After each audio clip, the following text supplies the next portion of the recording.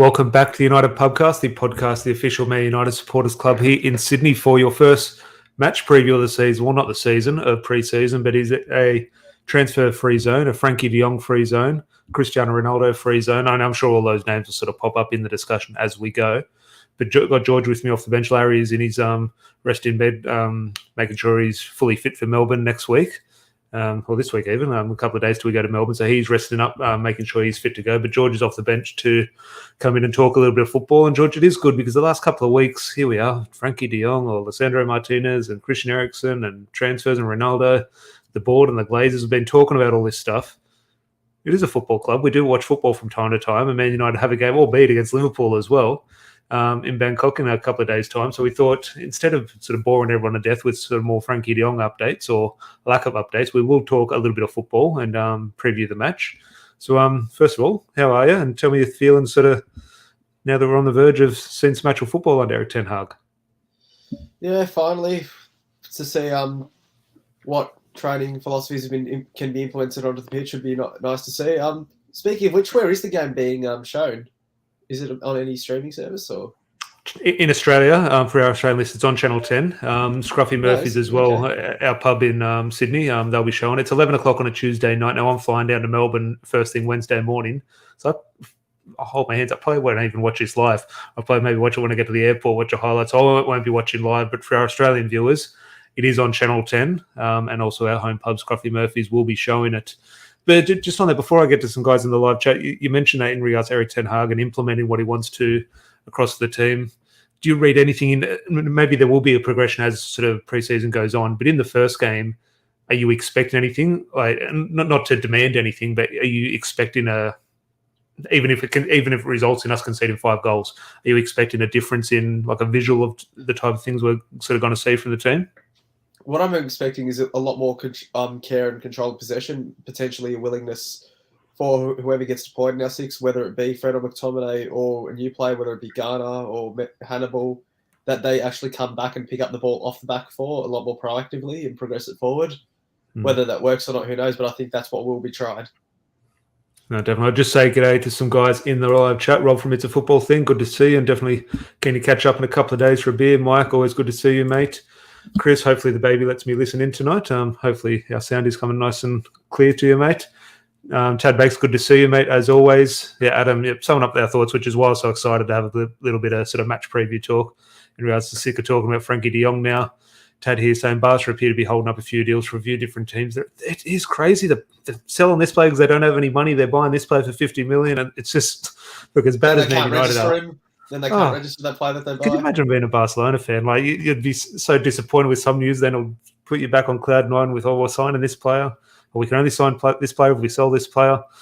Absolute mess, as Tad there says. And Justin from the Supporters Club, good to see you, as always, mate. So we will touch on a few things. There's a few little bits of transfer news sort of popping up here and about, a little bit more sort of validity in some of them, especially that around Lisandro Martinez, and there's a little bit more of clarification around the Christian Eriksen I don't call it saga, but the Christian Eriksen situation that is looking like it's going to take a little bit longer, unfortunately. We were hoping to see him in Melbourne, but we will focus on this game in Thailand against Liverpool. Now, us here in Australia, George, a lot of maybe the overseas listeners aren't quite aware of this, but a couple of months ago, Celtic versus Rangers was supposedly announced. Well, it was scheduled for a game here. I think it was throughout the World Cup period. Celtic was supposed to play Rangers, and the Celtic and Rangers fans both kicked up a stink saying, no, that match is like really sacred to Glasgow. That shouldn't be used as a money-making machine on the other side of the world. You can understand this side of things, but you could also think, well, hang on, get with the times and sort of deal with it. That was a strong argument by those fans, and the match ended up getting called off. Rangers pulled out of the tournament or pulled out of that thing. And listen to that. What do you make of Man United playing Liverpool on the other side of the world sort of thing? Do you go along the lines of what those Rangers fans were thinking, or is that too sort of old school thinking? Like, yeah, I do think that is very old school. Ultimately, yes, it is nice to see some sort of tradition, but like, come on, it's where a football match is played. It doesn't lose its meaning. So long as it's not a Premier League game that's taken, or a Premier League game that's taken away. If it's a friendly, which we've been told it is, I mean, it is a friendly. I don't mind where that's played, but where I was concerned, where the only time I'd have concern is if the Premier League started moving games around the world.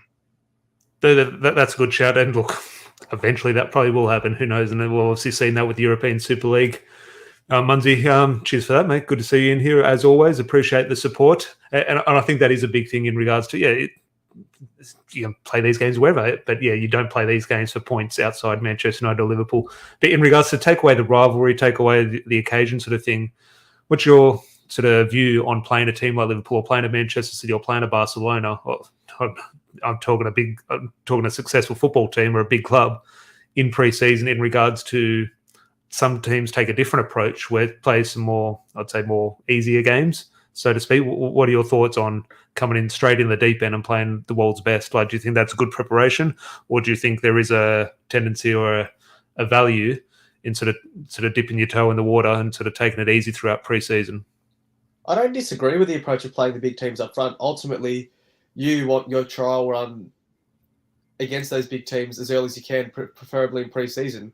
We talk about how tough a start to the season can be when you do play those big boys first up. What better to prepare for it than pre-season? Ultimately, you're not going to prepare for playing against, let's say, Chelsea on the opening day a couple of years back. If we hadn't played against Liverpool before, and Bayern Munich beforehand, that we had that pre-season, we weren't going to prepare for that by Perth Glory and Leeds. Yeah. Now, it's an interesting shout. George here saying, if we play good, we won't sign anyone. If we play bad, we will sign more. And look, there'll definitely be a reaction no matter what happens. If we win this first game against Liverpool, the reaction will be, what a difference ERIK ten Hag has made. He's going to be an absolute magician with title 21's coming. If we lose, it's going to be, oh my God, sell all the players. ERIK ten Hag's not going to do anything with his team.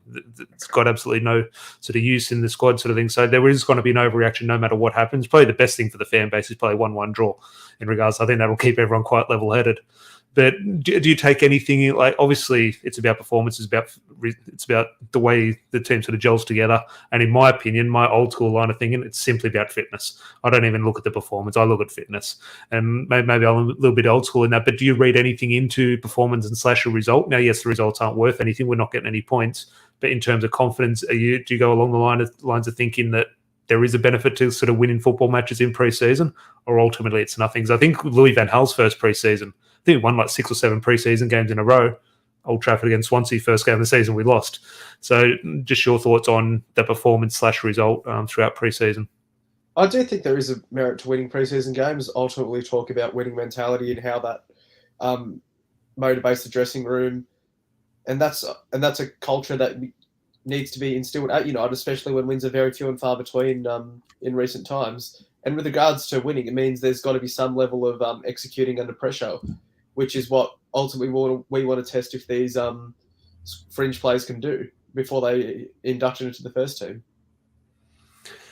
On those fringe players, we were going to do a sort of starting 11 graphic. I think if no one sort of general preview before, usually myself and whoever's the guest, 9 times out of 10 will be Larry. We'll sort of put up our predicted 11s or preferred 11s, however you sort of do want to name it, and go through. And 9 times out of 10, they're pretty very similar. Like throughout the season, you pretty much know who's going to play. Now, the reason we haven't done it for this one is simply, who knows? There is no one's going to predict the first starting 11, and obviously a starting 11, it's going to be off the field at half time. There'll be a completely different team that takes the field in the second half. So I think it was a little bit of a waste of time in regards to predicting a starting 11. But just in regards to, you mentioned some of those fringe names, is there anyone besides the sort of regular first teamers, is there a fringe player who you're almost guaranteed, like you're pretty sure you're going to see them? Yeah, James Garner, we definitely see him. I think Alejandro Garnacho, we definitely see him as well.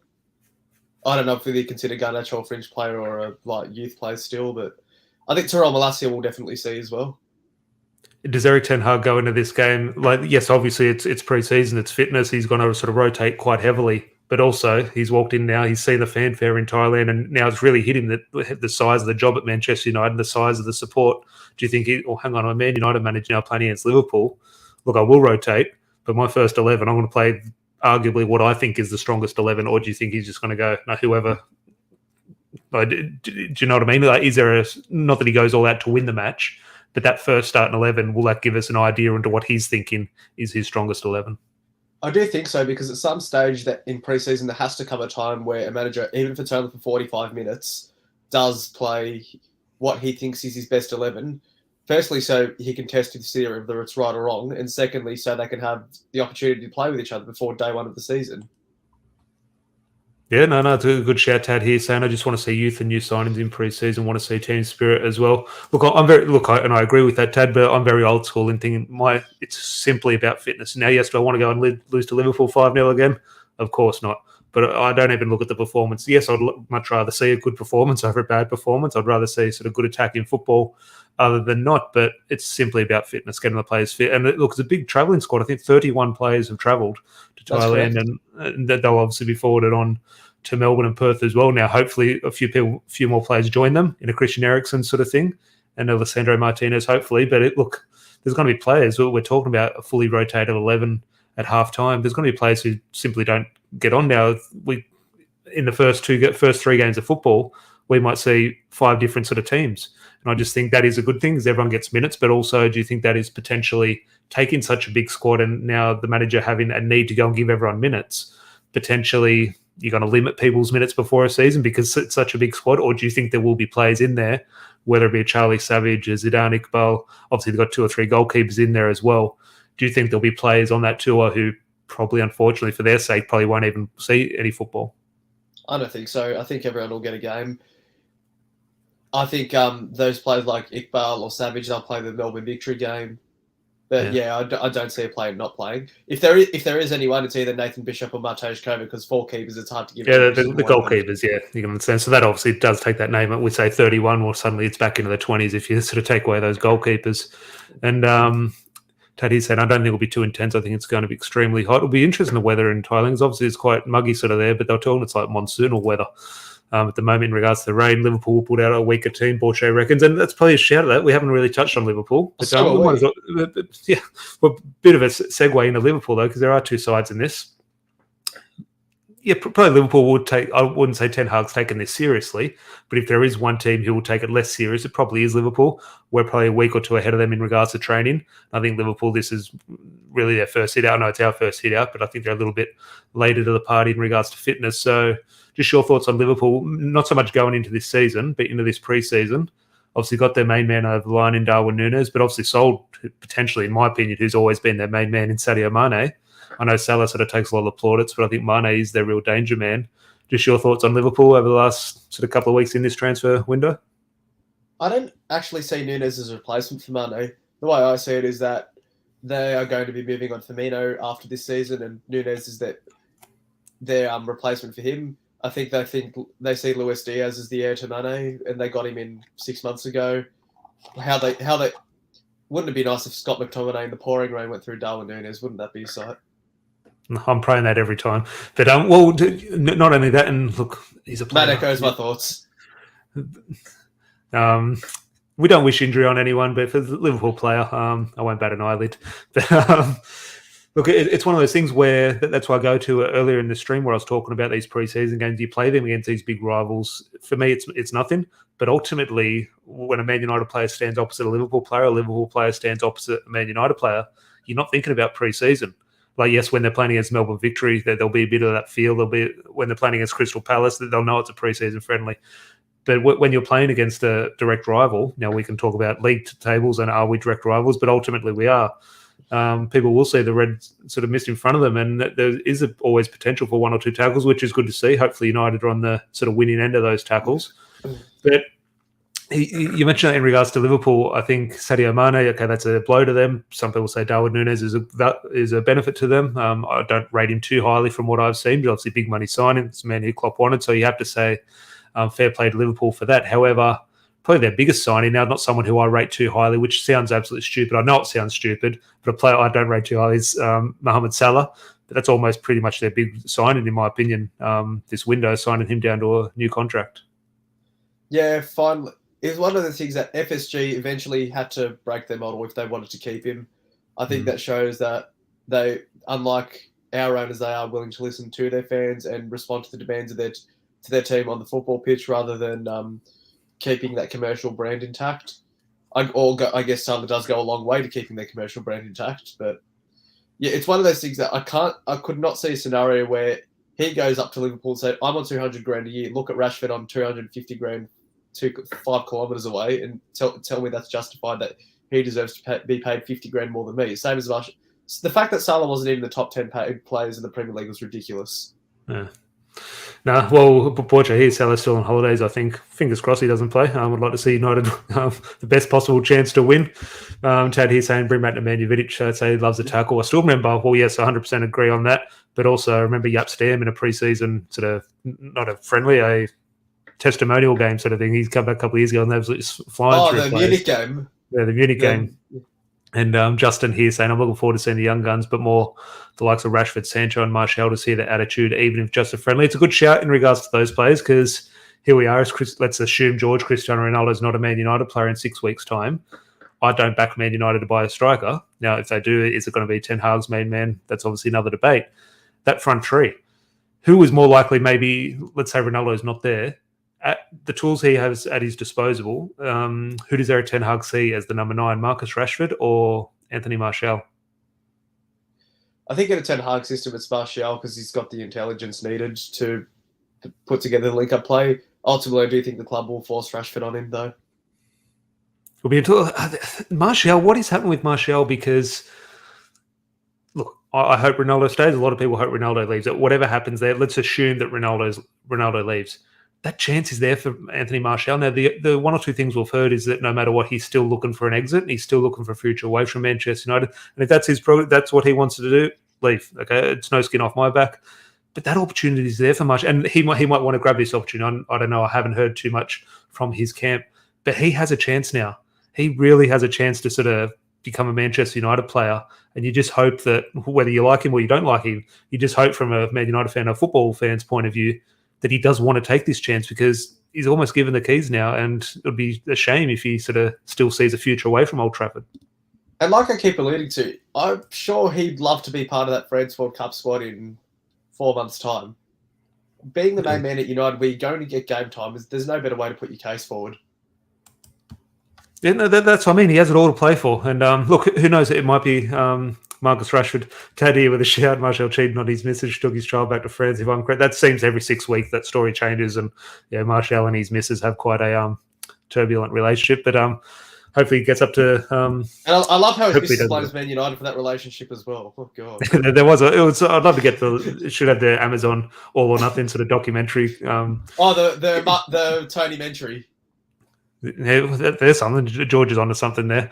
But also into that front three, okay, obviously there's a little bit of rumours saying Anthony could potentially be coming in. Now, I personally can't see that happening in regards to what that potentially would cost Man United, especially with our dealings with Ajax at the moment with Lisandro Martinez, in terms of we're not quite getting that over the line. So can I see us spend another 60 million on Anthony and getting that over the line? I can't see that happening. So let's say Anthony Martial is Ten Hag's preferred striker. Out of the wide options then, how do you see that? Obviously, I think Marcus Rashford will, rightly or wrongly, I think probably rightly at the moment, I'll give him another chance, will pick himself on that left-hand side. And I think Sancho will be shifted out to the right. Now, do you agree with that? Would you keep Sancho on the left and put Rashford to the right? Do you think Anthony Elanga potentially plays over one of them for what he offers off the ball? Just how do you see that front three shaping up if Anthony Martial is your striker? I think if Martial's a striker, you have... if Rashford does play, it's got to be on the left, as you said, does not. I don't remember Rashford having a good game on the right. Sancho, I have seen have good games on both sides. Yeah, I do agree slightly better on the left, but there is no other right wing option that we have, and ultimately we did sign him to be a right winger, so I would play him there. But I actually would play Elanga over Rashford right now. In terms of pure footballing ability, I don't see there's too much difference between them. I see that they both have a ceiling. And ultimately, what Elanga's offered off the ball, especially, and the thing that highlights me where I lost it with Rashford is that game against Chelsea last year, where Reece James had an absolute field day, he switches into the other side, and Marcos Alonso ultimately scores their goal. I just need to see off the ball work for Rashford. Yeah. We haven't seen it. No, it's definitely what I've been calling for 3 years, even when he's at his best. But I think it's one of those things, there's a comment from Tad I want to get to as well, which sort of sums up my feelings. But Adam's saying, if we don't sign a right winger, our only option is Sancho on the right and Rashford on the left. Johan here saying, on top of that, bring Anthony and Martinez. Look, those transfers still got a lot to run. Obviously, I don't think anything is imminent at the moment. But Tad here in regards to, let's throw Rashford into that discussion, last chance to win for some of these stars. I think that's where it does come down for Marcus Rashford in terms of, along those of Anthony Martial as well. He's been given the hell of an opportunity. A lot of players, if Marcus Rashford performed like that for as long as he has under Sir Alex Ferguson, he would have seen the door. rightly or wrongly, that's what would have happened. Sir Alex would have had enough and got rid of him. Now, because the situation we find ourselves in, both as individuals and the club, he's found himself still at the club and still a highly valuable asset at Manchester United. Whether you agree with that or disagree, that's what he is at Man United. So he has that second chance. We talk about Christian Eriksen get a second chance at a career. Marcus Rashford really has a second chance now. And whatever you think of him as a player, does he have a high ceiling or doesn't he? He has the tools to potentially be really valuable to Man United on the pitch. We've seen that when he scored over 20 goals 2 times, I think. So he has that in him to take that next step. We always talk about Larry and I, and he's got a comment here saying, when Tony flies, Larry wants the credit. He's due for continuing to believe.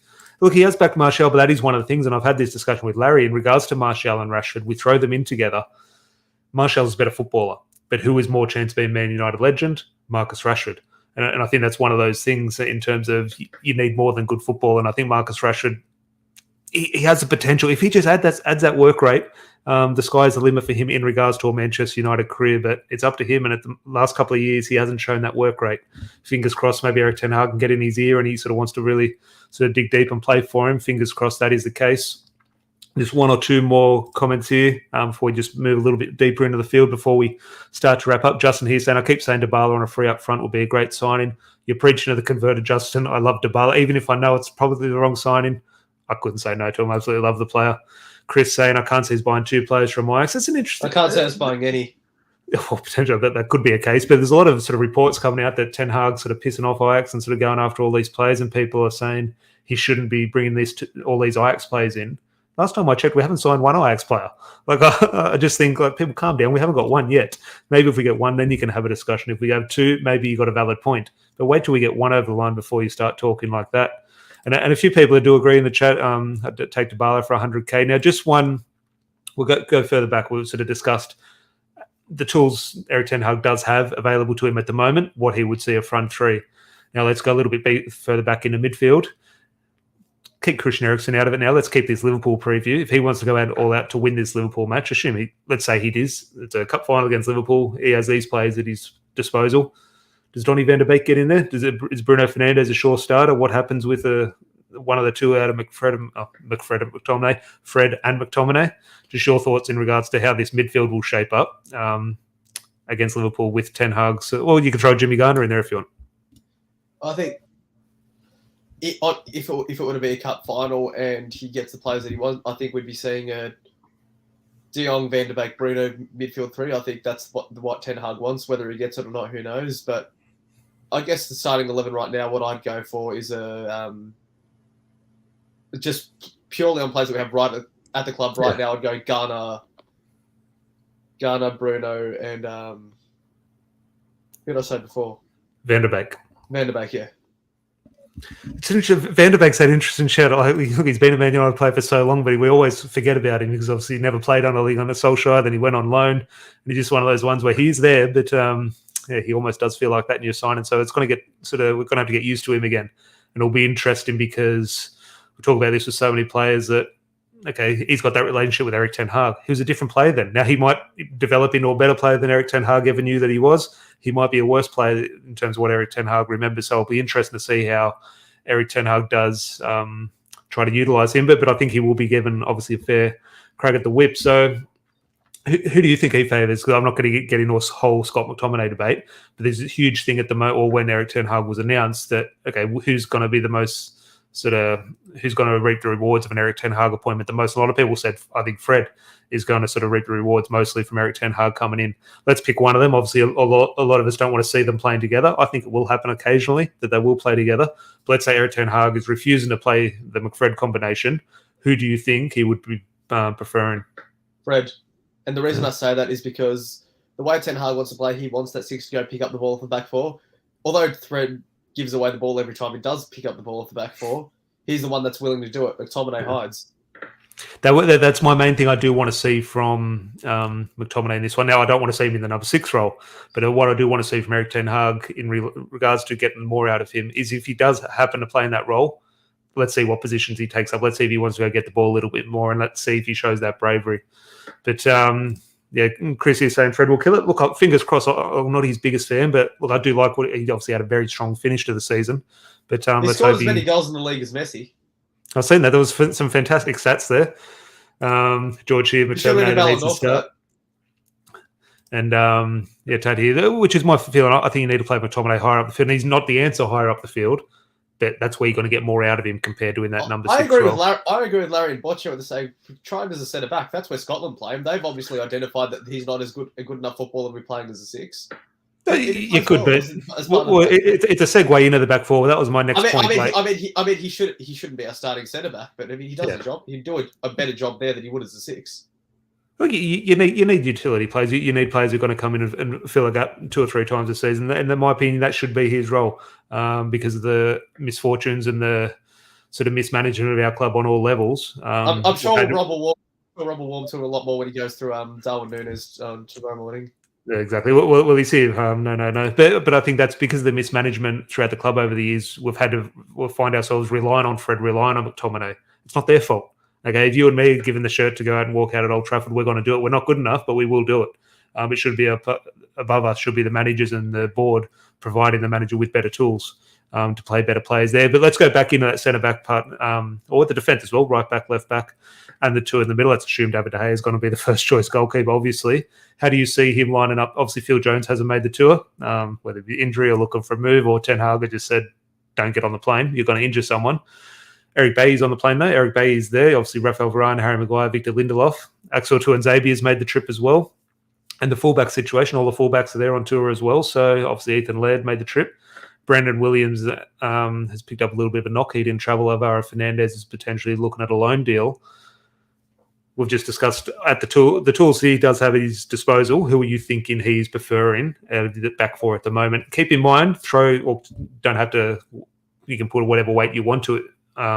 Onto it, but Harry Maguire is still a captain. So do you think that would potentially influence his decision as well? So how are you shaping up this back four if you're the manager? I do think Harry Maguire will get the bulk of minutes. I do think, rightly or wrongly, Harry Maguire will be afforded the chance as a starting centre-back in that first game of the season against Brighton. I do think he will be the club captain as well.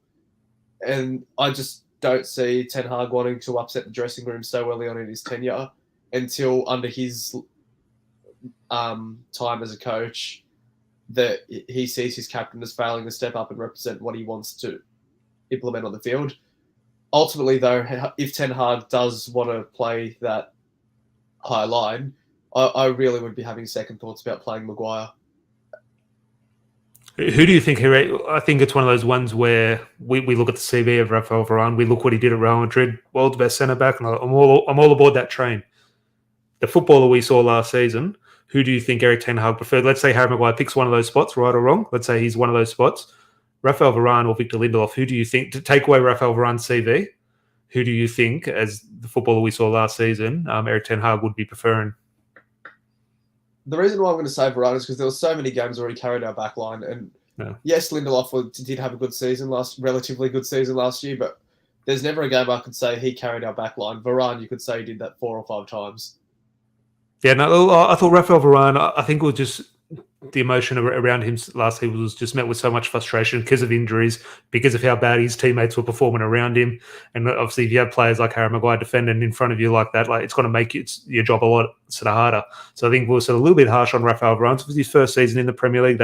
Sometimes you're going to have to take time to adapt. So I think he'll be better off for this season that he just had. So I think he's one of those ones, not like a Donny van de Beek where you say it's like a new signing. But I think it goes along those lines because there were times last season I almost forgot Raphael Varane played for us. And I think we do need to remember. I don't think he's going to play the first couple of games, though, because I do recall him getting injured in the Nations League for France. Yeah, well, look, fingers crossed he stays away from any injury. But that obviously was a bit of a problem last season. Matt here bringing up, which we discussed a little bit earlier in the pod, but again, my thoughts, be interested to see what the players' work rate, attitude will be like.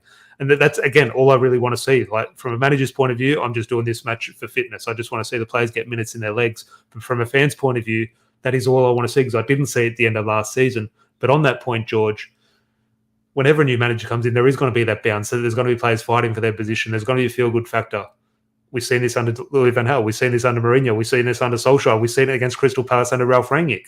We're going to see it tomorrow or the next day against Liverpool under Erik ten Hag. And I'm just thinking, if you see it, is it going to be something you're happy with and you think, yeah, this is good? Or are you going to say, well, I've seen this before. I've seen these players put in an effort for a couple of weeks before. Or do you think if you do see it, you will sort of maybe believe that there is something brewing? I mean, in this situation, I do think the cynicism has to be kept in the back of the mind, because ultimately, if we're asking for players to be showing some effort, and they do show that effort, we have to praise it. Even though, yes, we can say we've seen it before, we can subconsciously think that. That's fine, but ultimately, we do need to praise players when they show effort, regardless of the motive behind it. Yeah, no, it's an interesting shout. Ian here, good mate from Perth, who obviously meeting up in a couple of days down in Melbourne. I think Lindelof outplayed Varane if you look at last season only, but Varane at times has covered up the defence in a few games, adapting to a league, and Maguire playing terrible wouldn't help him. It definitely goes along my thoughts. And we're missing good mate of ours, E-mate, in the chat, for obviously a big fan of Victor Lindelof. And I think it's one of those ones where I think Victor Lindelof and Rafael Varane, if they do get the chance to play 45 minutes together and they do well, it's going to pile a huge amount of pressure on ERIK ten Hag to potentially look at the Harry Maguire situation. Now, I do think that's our best pairing from what we have right now. Throw Martinez in there. Okay, let's say Lisandro Martinez, who obviously we'll touch on him now in regards to that. It looks like now he's going to start forcing that move through. Now, if he is successful in that, who knows? But it does look like he wants that move to Manchester United, and why wouldn't you? Obviously, he does want to work with ERIK ten Hag. First of all, answer in what position do you think ERIK ten Hag's bringing Lisandro Martinez into play? That's my problem with the signing in general, if it does go ahead, because do we really know? I think that to improve your squad depth, when you're in the position that United's in, you've got to be signing players that are better than what you have in your first 11. And that, from what you've seen of him, though, from what you've seen of him, and look, I completely agree, George. From what you've seen of him, what do you think ERIK ten Hag would be thinking if he is coming in to be in the starting 11?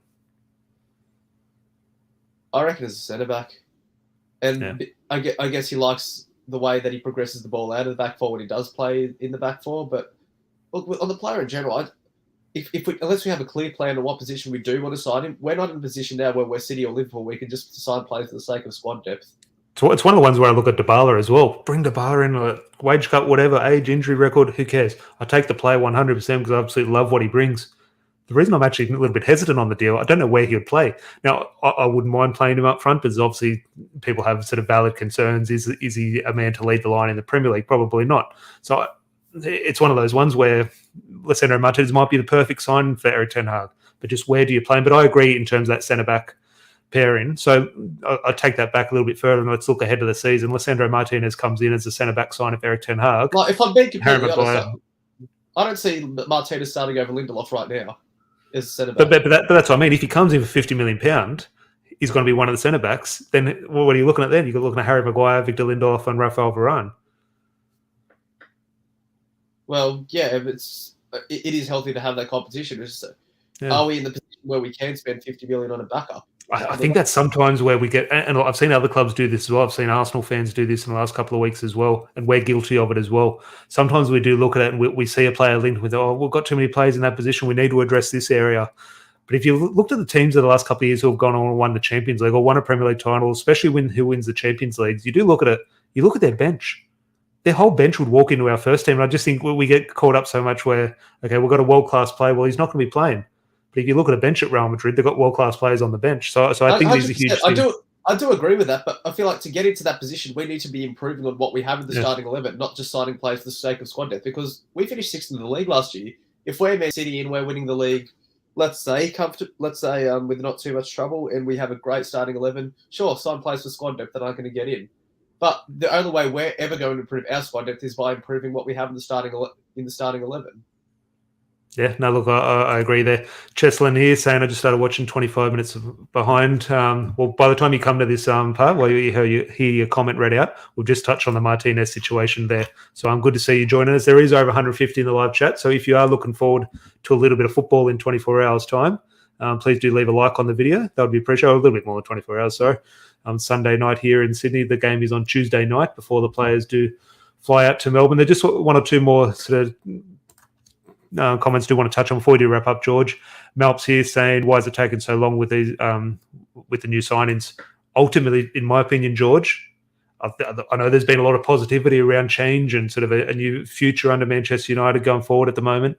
In my opinion, Richard Arnold, I know he sat down at the pub with some Man United fans, but in my opinion, deep down at the root of this club, it's still the same club. It's still the same people making the same decisions. Now, when those decisions come out and it sort of looks positive for a fan in terms of a sign-in or a managerial appointment, they look good. But the real problems are still there, in my opinion. That is why it's same old in the transfer window. Yeah, I agree. Ultimately, everyone said it countless times on every podcast that they've been on that these issues will never be addressed until there's a selling of the club. And I've made it clear that I don't see a reason why the Glazers would sell. When they've shown before that they're not interested in selling the club, even when we're not in Europe. So the only thing that's worse than not being in Europe is not being in the Premier Leagues. And realistically, we're not going to get relegated. So I don't see the reason why they'd sell us. So ultimately, those issues are still going to be there. The only thing we can effectively rely on to get out of this hole is strike the jackpot on a manager like Liverpool did with Klopp, and hopefully Ten Hag is that guy. Look, as bad as this club is run, sometimes you need a bit of luck, unfortunately. I feel like Liverpool fans would be having the same discussions about their owners, which they really nearly did with how they handled the Sala situation. They're just lucky that they landed the jackpot with Klopp. He very similar to the way Sir Alex shielded the Glazers, not shielded the Glazers in terms of press conference, but in terms of that success, does do that. Just want one or two more, Larry, here in the live chat, nearly at 1.2 subs. Help the lads. Yeah, if you aren't subscribed, please hit that subscribe button. That would be great.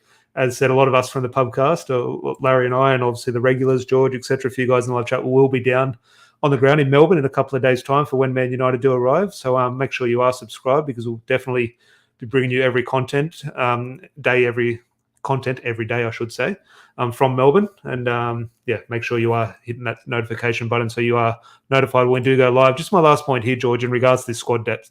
Pro Bangla brings up here the 5 sub rule must be in.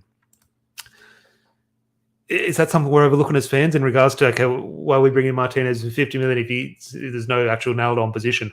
Is a huge thing in this, not the transfer window, but a huge thing in sort of restructuring a squad for next season, that 5 sub rule, because that does change the game. It completely changes the game. That's why I was saying that Liverpool should have an asterisk next to their name when they won the title, because half the season was done with 3 subs, then half the season was done with 5 subs. And I think that does change football.